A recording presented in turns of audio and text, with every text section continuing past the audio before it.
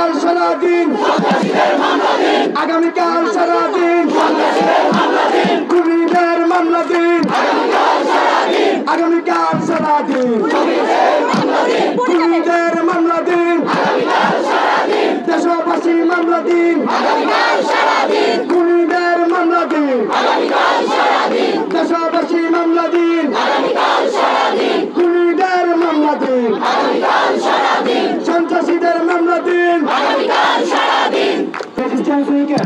আমাদের যে 4টা দফা দাবি এর মধ্যে 3 নম্বর যে দাবিটি 3 নম্বর দাবিটি হচ্ছে প্রশাসন ও বিচার বিভাগে যারা ছাত্র জনতার অভ্যুত্থানে হামলা মামলা এবং হত্যাকাণ্ডকে বৈধতা দিয়েছে এবং ফেসিবাদ বারংবার কায়েম করার চেষ্টা করেছে তাদের দ্রুততম সময়ে অপসারণ ও বিচার নিশ্চিত করতে হবে। আমরা কিন্তু এখানে প্রশাসন এবং বিচার বিভাগকে ইনক্লুড করেছি, অর্থাৎ প্রশাসনের যে কোনো পর্যায়ে সেই ইনক্লুসিভের জায়গা থেকে আগের ফ্যাসিস্ট সরকারের যারা ফুড হোল্ডার ছিল, যেসব সচিব ছিল, সেসব আমরা ছিল, তাদেরকে পদত্যাগের মধ্য দিয়ে পদচ্যুতের মধ্য দিয়ে আমরা সেটি দৃশ্যমান পদক্ষেপ করতে চাই।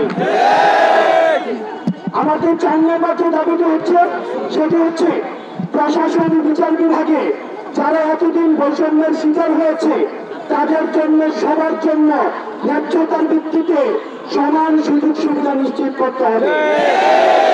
আপনারা জানেন আগের যে প্রশাসনটা সেটা ছিল হাসিনার সমিতি প্রশাসন। এই প্রশাসনে যত ধরনের সরকারের সংস্থা রয়েছে সবগুলোকে হকিজি করে দিয়ে শুধুমাত্র গণভবন থেকে বাংলাদেশ চালু করা হতো, পতিতালয় থেকে সচিবালয় সবকিছুর সিদ্ধান্ত নেওয়া হতো গণভবন থেকে, এবং সেখানে রাষ্ট্রের যে অন্যান্য যে প্রতিষ্ঠানগুলি রয়েছে এই প্রতিষ্ঠানগুলিকে তাত্ত্বিকভাবে অচল করে দেওয়া হয়েছে এবং সেখানে যারা যোগ্য এবং মেধার ভিত্তিতে যে আমলারা ছিল আমাদেরকে বঞ্চিত করা হয়েছে। 4 নম্বর দফা দাবিতে সেখানে স্পষ্ট করা হয়েছে এতদিন ধরে যারা দলকানা আওয়ামী বঞ্চিত হয়েছে তাদেরকে মেধার ভিত্তিতে ন্যায্যতার ভিত্তিতে আবার সুযোগ সুবিধা নিশ্চিত করতে হবে। ধন্যবাদ হাসান আব্দুল্লাহ ভাইকে। আপনারা দেখেছেন বিগত 16 বছরের ফ্যাসিবাদ আমাদের সবগুলো পরিচয়কে ধ্বংস করে দিয়েছে।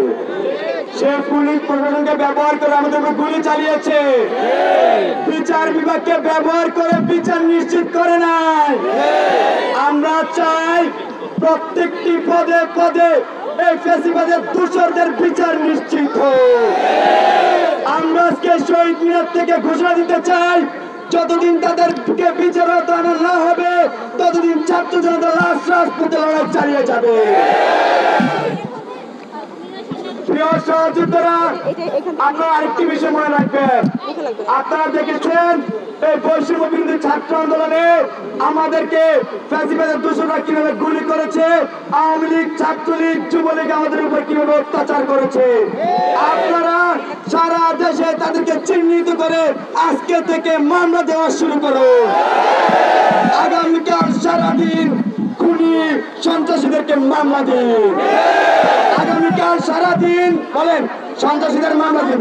আগামীকাল সারাদিন আগামীকাল সারাদিন খুনিদের মামলা দিন।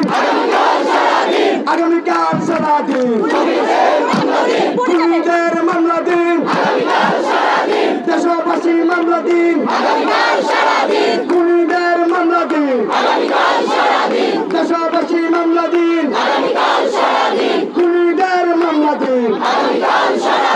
সন্ত্রাসীদের মামলা দিন। প্রিয় সহযোগীরা, আমরা শুধু মামলা দিয়ে ক্ষান্ত থাকবো না, আমাদের মামলার সুষ্ঠু তদন্ত নিশ্চিত করতেই হবে।